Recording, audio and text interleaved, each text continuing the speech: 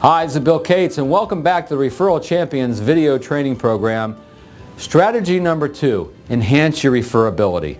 You know, before we can talk about being proactive for referrals, planting seeds, promoting referrals, asking for referrals, it's important that we make sure you're as referable as possible. And this is not a one-time thing. Being referable and staying referable, enhancing your referability is something that continues to happen over the lifetime of your relationships with your clients. You know, many of the top producers in the financial services industry have done pretty well just by being super referable, just in making sure that everything they do with their relationships, the value they bring, the business friendships they build, makes them highly, highly referable. I believe that your referability, or barometer of your referability, I should say, is that you're getting referrals without asking for them. Are you getting referrals without asking for them? If you're not, then there could be something missing from your process or your relationship. So let's check that out. So part 1 of this is to become referable quickly in your relationships, to make sure you don't have to wait a long time to become referable. So let's make sure that you lead your prospects and clients through a valuable process that they will want others to experience. It really is all about your process, becoming referable early in the relationship. It's about the process and the value that you bring in that process. And to explain this, I want to borrow a story from, or an example, from The Experience Economy by Joe Pine and James Gilmore. If I was walking down the path in Colombia, South America, and ran into good old Juan Valdez. Remember Juan Valdez? Used to sell 100% Colombian coffee. I buy a pound of coffee beans from Juan for about $1, $1.25. Very inexpensive at the source. If I come back to the United States, to North America, I buy a pound of coffee grounds. Now they're processed into goods. It'd be $3.50, $12.50 a pound, depending on the brand, part of the country I'm in. If I went to a diner, a Denny's, a 7-Eleven, a Tim Hortons, where the coffee's been brewed and served, now we're paying about $10 to $20 a pound for the same coffee beans used that Juan sold me at it for $1, $1.25. Well, above a diner, the next level above a diner or a Tim Hortons or a 7-Eleven would be what? Well, it'd be Starbucks, right? And where you're paying $20 to $30 a pound for the coffee beans used to brew that cup of coffee. Well, coffee beans are a commodity. Coffee grounds are good. Diner coffee is a service. Starbucks is an experience. If you know anything about when Howard Schultz created Starbucks, or I should say took over Starbucks over 25 years ago, it was his attempt to recreate the Italian coffee drinking experience here in the United States. That's why the menu board is in Italian. That's why you have the barista working the espresso machine. That's why they have music downloads and fireplaces in many of the Starbucks. So it's always trying to create that experience. In most Starbucks, they encourage you to sit down, enjoy your cup of coffee before rushing off to work or wherever.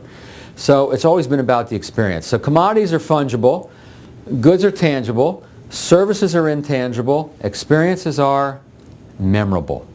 What creates word of mouth? What gets your clients talking about you to other people? What gets any businesses, clients, or customers talking about them to other people? Putting them through a memorable experience.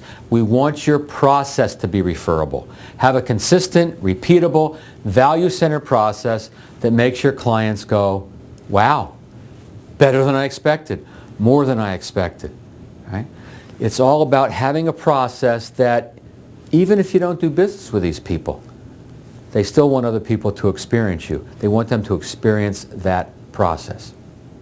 Find out what your prospects or new clients expect in the relationship of doing business with you. This is a very important conversation. Now, a couple different ways you can get into the conversation. You could say if you could build a perfect financial professional, perfect financial advisor, perfect banker, perfect insurance agent, whatever word you want to use. If you could build a perfect financial professional, what would be the characteristics of that person? And let them fill in the blank based on some past experience. Or maybe you could say, to borrow a technique from Dan Sullivan, strategic coach, he calls it the R-factor question. If we were sitting here 3 years from today, what needs to happen within those 3 years for you to feel that we've been successful? Right? That you've moved and made progress in the area that you want to be. How will we know we've been successful working together? Now, in most cases, people have an answer for you based on past experience. And they're going to say, don't be like the other guy, don't be like the other gal. Every now and then you're going to find someone, perhaps a younger individual that doesn't have any past experience, and they're going to say, well, I don't know what to expect. And that's not a bad thing, because now you can teach them what to expect from you. You can teach them about how you're going to stay in touch, how you're going to provide value, and hold yourself to a very high standard. This is an important conversation for two reasons. Number one, we learn who this person is, what their expectations are, what it's going to take to keep them happy, make sure they have realistic expectations, of course. And then this is a trust-building conversation. To get referrals, it's all about trust. They have to trust our process, our value, us as a person. And when they trust us, then they'll give us referrals. And this is a trust-building conversation, because when we demonstrate that we're genuinely concerned about the future of the relationship or what it's going to look like, keyword genuine here, when we're genuinely concerned about that, then they trust us a little bit more. Lead your clients to make the right decisions and not procrastinate. You know, when it comes to all aspects of financial life, most people, or many people I should say, put off doing something. They procrastinate in certain areas, whether it's insurance, whether it's investments, whether it's saving for a college education, whether it's doing their will, whatever it may be, most people procrastinate. And I believe it's your job, leader, and in fact, let them know that you believe it is your job to be a leader, to take a leadership role from time to time. Some financial professionals say, you know, think of me as your financial quarterback. That's one way to do it. You may say to them, you know, there will come times in our relationship where I believe you need to be doing something for yourself, for your family, for your business. And if you're not doing that, if you're procrastinating it, I want permission for you to point that out. I want to take that leadership role to make sure you do the right things. Are you okay with that? So let them know. Foreshadow the fact that you'll be taking a leadership role. Let me tell you about Mike Brown. Mike Brown is a top financial professional out in the San Diego area. Says, I believe I really help people, so I'm on a mission. Our job is to transfer our belief in what we do to our clients. You see, Mike believes that his business, financial services, is a transfer of belief. Maybe you've heard the expression in sales, sales is a transfer of enthusiasm. Well, that may be true if you're selling automobiles, if you're selling copiers, but when it comes to financial service work, I think it's a transfer of belief. Mike says if we believe it, our clients will believe it. For instance, it took me 2 hours to convince a guy he loved his family. Now, hopefully Mike wasn't being too aggressive here, but Mike told me 2.5 years later, my client discovered he had a brain tumor and was permanently disabled. He couldn't thank me enough for my persistence. You see, Mike's client appreciated his persistence to make sure he had enough life insurance, disability insurance, long-term care insurance in place. Mike took a leadership role in his client's life. You know, a few minutes ago, I mentioned this idea of taking a leadership role, foreshadowing a leadership role in your clients' lives. Let me play this out for you a little bit. You know, the foreshadowing technique or strategy is used in the movies all the time. They show a character, a weapon, a building, something at some point, usually early in the movie, that we just think they're using it to set the scene, but then later that same thing comes into play and allows the movie, the scene, the aspect of the movie to make sense. Well, we can use that in a lot of aspects of the sales role and the service role we have with our clients, particularly in taking that leadership role. So early in the relationship, we say, you know, I'd like you to think of me as your financial leader.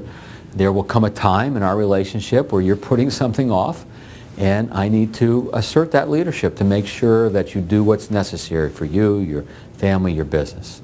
How's that sound? So that's the front end of it. And then it could be a month, 6 months, a year, 5 years later. And they're putting something off. They need to be doing something they're not doing. So you say, you know, you may recall when we first got together, I talked to you a little bit about the fact that I may need to take a leadership role in our relationship from time to time, that you may be putting something off that's really important for you or your family or your business.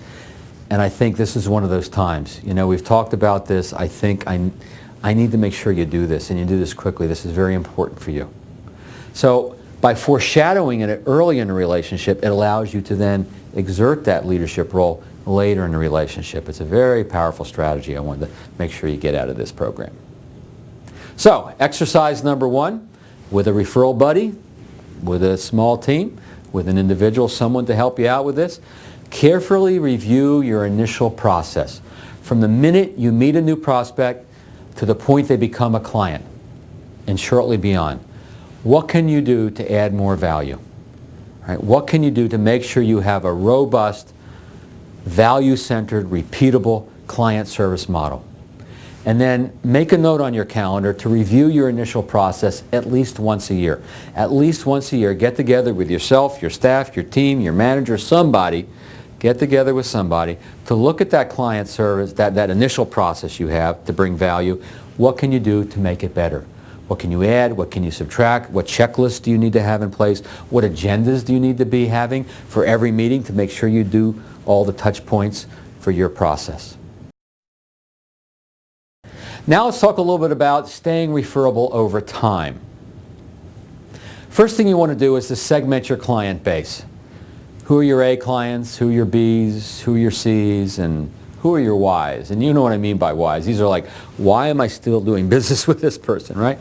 It's very important to get a handle on who your A's, B's, and C's are, because you can't give every one of your clients the same level of service.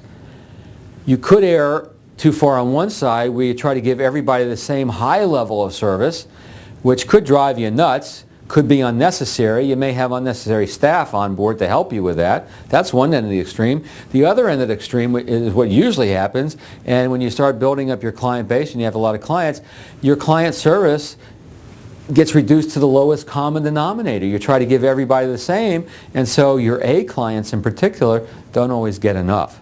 So it's important you think in terms of segmenting your client base so you can segment your client service model. Do you have a client service model? I hope you do. Client service model, client service plan, some people like to call it a client service promise, whatever you call it. Let's make sure you have a proactive business rather than a reactive business. In fact, do you think if you wing it when it comes to client service, or you have a plan that you follow for how often and for what reason you'll be in touch with your clients, do you think your clients can tell the difference? I guarantee they can tell the difference, right? So a client service promise. I love that word promise, because in the word client service promise is the word commitment, right? Tell people, this is our client service promise. Tell centers of influence. Let me tell you a little bit about the client service promise that we bring to our relationships with our clients. Just having this will make you more referable. So, 3 legs to the stool, if you will. First of all, you got to deliver impeccable transactional service. You got to do a great job at handling the transactional aspects of your business. This is certainly where support staff can be very helpful. Having checklists, having standards, how quickly you return calls, how quickly you return emails, how quickly you'll endeavor to solve problems, having standards, having systems in place. And as important as this is, it's not what's going to make you referable and create loyalty. Right? You got to do more. So you got to make sure you consistently, constantly bring value. If you don't keep bringing value to your relationships, you're no longer necessary. With A clients, you want to bring an extreme amount of value. With B's and C's, maybe not quite as much as necessary. So having systems in place, processes. A lot of folks are using themes, and in the handout that goes along with this program are some suggestions for different types of themed meetings or themed phone calls. Some of them will fit your practice, some of them won't. But look at all of them and see which ones you can use to continually stay in touch with your clients in a value-oriented way. And then build business friendships. This is so important. I've learned over the years that building the business friendships with clients is really what makes everything so much easier. People do business with their business friends. People give referrals to their business friends. When problems hit, if you have that business friendship, it's easier to handle the problem. Your practice even gets a little bit more transparent quite often with your business friendships. And so solving the problems and getting referrals can be much easier with business friendships. So here are a few ideas. Let me focus on a couple. Client appreciation events. I'm a huge believer in client appreciation events, bringing clients together to say thank you. It reinforces their decision to do business with you. When they're around other people who have also made a decision to do business with you, it reinforces that decision. Very powerful thing to do. Certainly you can do a client appreciation event with a referral theme where everybody there is there not just because they're your client, but because they gave you a referral or came to you through referral. So that's a very effective thing to do. You probably know about calling people on their birthdays or sending them a birthday card. I know some financial professionals will even take clients out to lunch or to dinner or to a round of golf on their birthday or within the week of their birthday, and they ask that client to bring along a couple of colleagues or a couple of friends. So it's a client appreciation event, but sometimes some referrals can get generated from this as well. Retirement parties. Joe is a financial professional on Long Island, and Joe puts on retirement parties. He does several a year. He calls his client up. He says, Bob, I see that you're retiring in a few weeks, or a few months usually, I guess, and says, I'd love to throw a party for you. I'd love to I'd like to help you celebrate this. And Bob says, well, Joe, it's very thoughtful of you. Thank you. What do you have in mind?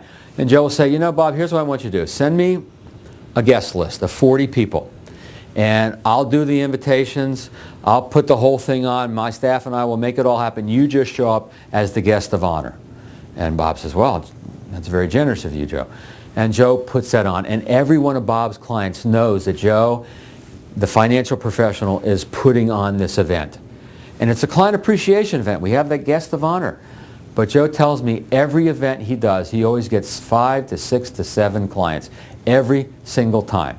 Now you may be thinking 40, that's a lot. All right, so don't start with 40. Start with 20. Start with 10. Start with a few over a dinner table or a lunch. But these appreciation events can be very, very helpful in strengthening that client relationship, as well as sometimes creating referrals. Obviously a round of golf, going to the theater, a sporting event, following a client's sports interest, or supporting a client's community service interest, donating to a charity, or better yet, showing up at the event, showing up at the walkathon, or the race for this, or the walk for this, or the casino night for that, showing up and participating, not just writing a check.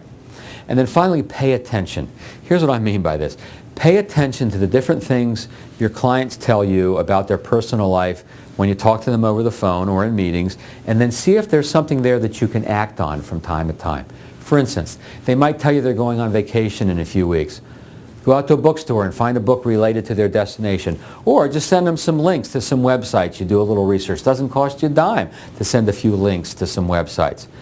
Maybe their mother is having hip replacement, right? Going into the hospital week. Well, make a note in your calendar. It pops up. You could send a get well card if you want. You can certainly call your client, say, how did your mother's operation go? How is she doing? Anything I can do to help? Can I send her a fruit basket? Where can I send her some flowers? You can spend money or just spend a little bit of time. I know one financial professional had a client who was going to dinner for his birthday. He asked him, where are you going? Well, we're going to my wife and I favorite restaurants. Restaurant Chez Expensive, and he says, oh, I know that restaurant's a very good one. So hangs up, calls Chez Expensive, talks to the maitre d' and says, my client and his wife are going to be in there for dinner on Friday night. I've looked at your wine list on your website, and I'd like you to have a bottle of number 21 sitting for them at their table when they arrive. So he's done this for many, many of his clients, and quite often the clients will call him from dinner saying thank you for this wonderful bottle of wine that you purchased for our dinner. So pay attention to different things your clients talk about, and then think, is there something I can do to follow up with this? Even just to let them know that you were paying attention. Maybe their child has an important sporting event over the weekend, a tournament, soccer or baseball, whatever. And follow up, hey, how did your daughter do? How did your son do in the tournament? Pay attention. And then ultimately what we want to do is we want to create a client service matrix. In a perfect world, what we do is we identify our A's, our B's, our C's, and then we delineate, and in your workbook there are some examples of this, we delineate what our A's are going to get. They're going to get everything, all the value, all the business friendships, you name it. Then our B's, they're going to get a little subset of that, a little less, and then our C's are going to get less than that. And so now we're not trying to deliver the same level of service to everyone. We make sure at least our A clients get that really high level of service. If you've been in this business for a while, and you have a lot of clients, the idea of retrofitting this client service model onto your client base, if you don't already have the model, it could be daunting, and I understand, in which case you'll probably never do it. So please, at least for your A clients, make sure that you have a client service model for those clients that you can't afford to lose and that you want to clone, you want more of. All right, so exercise number 2, with your buddy, with your team, by yourself. Segment your client base. Make sure you do that. Determine your A's, determine your B's, determine your C's. And with each group, what does a year in the life of that client look like? If I said, George Smith, George and Martha Smith, what does a year in the life of doing business with you look like? What's that relationship look like? It's a great way to talk about your client service model. How can you articulate that to yourself and to other people? And then create or enhance that client service model. at least with those A clients. How can you add more value? How can you build deeper, stronger business friendships? And then just as the same with exercise 1, where once a year you look at that initial process, same thing here. Once a year, by yourself, with your staff, with a manager, with someone else, take a look at the model, the matrix that you've put together of how you serve your clients. What should I add? What did we do that we don't need to do? What did we, what fell through the cracks that shouldn't have? What agendas, what checklists need to be in place to make sure it's consistent, it's repeatable, and it's always strong in adding value and building business friendships. Well, at the end of each of these lessons, I'm going to remind you of a few things. First of all, are you getting our newsletter, The Referral Minute? Go to referralminute.com. Have you checked out our Referral Coach store lately? We've got a lot of great tools there. We're always adding tools, recordings of webinars and teleseminars and interviews I do with other people, our books and scripts books and all kinds of stuff. So referralcoachstore.com. And then if you want to bring a similar type video training program into your office, into your agency, into your firm, into a producer group, we have the Referral Advantage video training program, which is a little different than this, but it's very robust. And it's geared towards a larger group of people to train. To learn more, just go to referraltraining.com, referraltraining.com. So this has been strategy number 2, enhancing your referability. Making sure that you become as referable as possible early in the relationship, and then enhancing your referability throughout the relationship to make sure that you have incredible client loyalty and that your clients are always looking for people to introduce you to. So this has been Bill Cates with the Referral Champions video training program. I hope you appreciate this lesson. I hope you take the ideas and put them into action, because remember, ideas do not make you more successful. Acting on ideas makes you more successful. Thanks for watching.